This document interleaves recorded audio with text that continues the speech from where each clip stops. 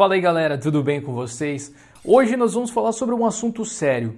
Eu detesto ver gente sendo enganada e iludida com meias verdades. Desde que essa pandemia começou, a gente vem esbarrando com 1001 formas novas de ganhar dinheiro na internet e no meio de muitas propostas e ideias que são legítimas de fato, sempre tem algumas maçãs podres e seria muito bom se você não mordesse uma dessas. A HostGator, que apoia o nosso canal há um bom tempo já, vocês já conhecem provavelmente, apoia também o desenvolvimento de um canal chamado ColabPlay, que é um canal colaborativo de vários youtubers de tecnologia. E dia 6 agora, quinta-feira, às 19 horas, eu vou participar de uma live lá, junto com outros criadores de conteúdo, para falar sobre o que não te contaram sobre ganhar dinheiro online. A ideia é desmistificar essa ideia de que trabalhar com internet é dinheiro fácil, inclusive para evitar que você caia em alguma armadilha. Então é só você conferir o primeiro link que está aqui na descrição, se inscreve lá no canal ColabPlay se você quiser, ativa o lembrete lá da live. Eu estou bem empolgado para participar, eu gosto muito desse assunto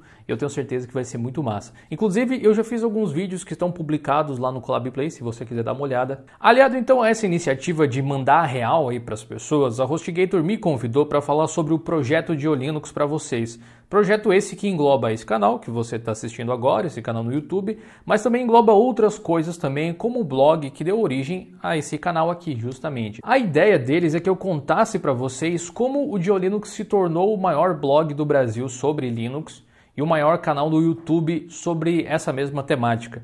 Justamente para mostrar um pouco sobre o caminho das pedras e porque ele não existe, né? Só que existe uma coisa que me incomoda um pouco nesse discurso, eu não fico muito confortável em me referir ao DioLinux como o maior, ou melhor, essas coisas assim.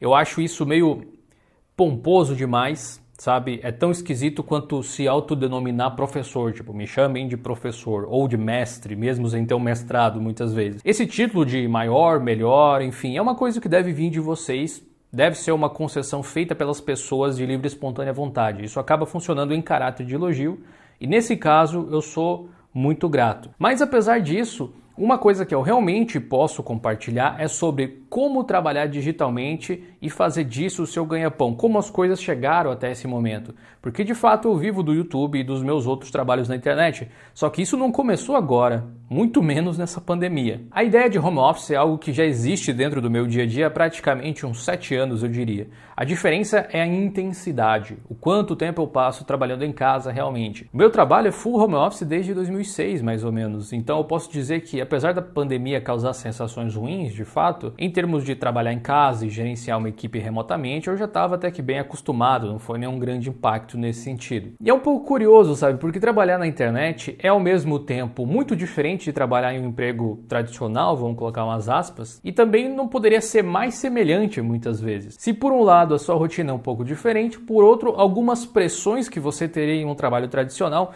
são muito intensificadas por você estar em casa, especialmente se você está empreendendo e o negócio é um negócio seu, você não está trabalhando remotamente para uma outra empresa ou algo assim. Quando eu comecei o DioLinux, o blog DioLinux, sem muitas pretensões lá por 2010, 2011, a intenção não era viver daquilo. Eu realmente nem fazia ideia de que seria possível um dia esse tipo de coisa. Era uma ideia que nem passava pela minha cabeça. Voltando no tempo, analisando a minha trajetória de empreendedor digital, eu consigo perceber alguns fatores, algumas coisas interessantes para poder responder a pergunta que a HostGator me fez.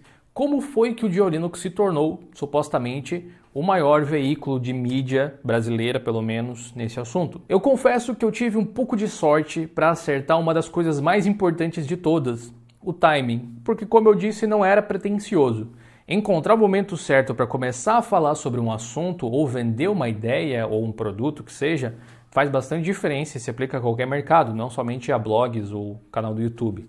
Não que falar de Linux fosse uma coisa nova, mas eu acredito que a abordagem que eu consegui dar ao projeto lá no início, quando eu fazia as coisas praticamente sozinho, e que a gente continua a fazer agora como equipe, faz com que mais pessoas enxergassem as mesmas oportunidades que a gente via, e daí gerasse uma comunidade saudável, exemplar e construtora.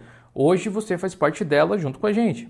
Não é legal? Eu percebo claramente o quanto o interesse em relação ao open source, software livre, privacidade, entre outras coisas assim, tem se intensificado ao longo dos anos que passaram. E o fato de eu ter sido pioneiro, pelo menos nessa nova geração, faz com que existam alguns bons frutos para serem colhidos agora, porque eu comecei antes do que muita gente. Ganhar dinheiro na internet, empreendendo, é algo de longo prazo. A ideia de entrar e começar a faturar muito dinheiro do nada é infantil e enganosa. Se realmente fosse a forma mais fácil de fazer as coisas, por que será que todo mundo não faria? E se você entende um pouquinho sobre como o mercado funciona, se existe uma demanda tão alta assim, de tantas pessoas fazendo e é tão fácil de fazer, seria uma coisa que não pagaria nada bem, não é verdade? Porque qualquer um pode fazer. Eu tenho um dado interessante para compartilhar com vocês. Hoje, por exemplo, existem mais de 30 milhões de canais no YouTube regularmente ativos, enviando vídeos constantemente, sendo que apenas 16 mil desses 30 milhões tem mais de 1 milhão de inscritos, que não é o nosso caso, inclusive. Se você quiser ajudar se inscrevendo, seria muito legal. Esses são dados, na verdade, de 2019, então esses números podem ter mudado um pouco, provavelmente para mais. Sucesso é algo muito relativo, sobretudo no YouTube, sobretudo online. O nosso nicho, por exemplo, é relativamente pequeno, fazendo com que um canal de 400 mil seguidores seja um número grande dentro desse espectro.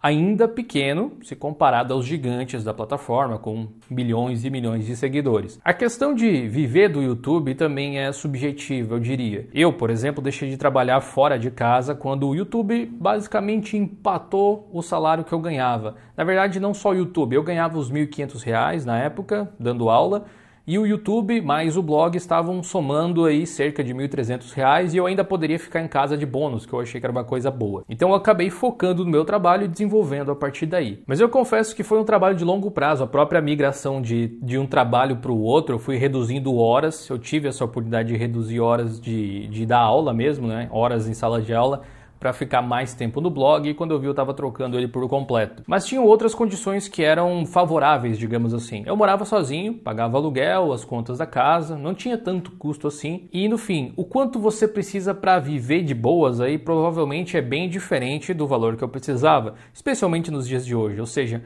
as condições que eu tinha, elas eram favoráveis para que eu fizesse essa mudança. Hoje nós somos, aqui no Diolinux, oficialmente uma empresa com equipe e bastante imposto para pagar, inclusive. A nossa receita aumentou e os nossos gastos aumentaram bastante também. E essa, na verdade, é a vida de qualquer empreendedor brasileiro. Para ver que não existe fórmula mágica para ganhar rios de dinheiro online, basta fazer uma coisa muito simples que essas pessoas não fazem. Tentar abrir um negócio digital e ver que para trabalhar corretamente um canal no YouTube de forma profissional é preciso entender muitas vezes, na verdade sempre, né? Muito mais do que o assunto principal do seu canal. Você vai precisar estudar edição de vídeo, comunicação, fotografia, design gráfico, vai precisar aprender a trabalhar com dinheiro, lidar com finanças, marketing, etc. Caso contrário, essa operação vai sair muito cara. Não é impossível de fazer, tanto que muita gente fez e a gente, hoje em dia, faz ainda tudo isso acontecer. Mas trabalhos digitais tendem a ser muito concentradores de função. Muitas vezes é uma única pessoa que precisa saber de tudo isso. E é por isso que existem muitas pessoas que trabalham com esse tipo de coisa aí, tiltando na internet, na minha opinião. É um trabalho que tem o potencial de ser muito estressante também. Além desses afazeres, existe também uma tremenda expositividade da sua pessoa, da sua individualidade, da sua privacidade. Você pode se tornar alvo de pessoas com comentários maldosos, pessoas essas que nunca nem sequer te viram na vida, mas vão estar lá tentando te denegrir de alguma forma. Isso requer uma estrutura emocional grande também. Mas calma aí, eu não quero te desincentivar de trabalhar com internet, pelo contrário. Eu simplesmente não quero te iludir. Existem muitos benefícios em se trabalhar assim.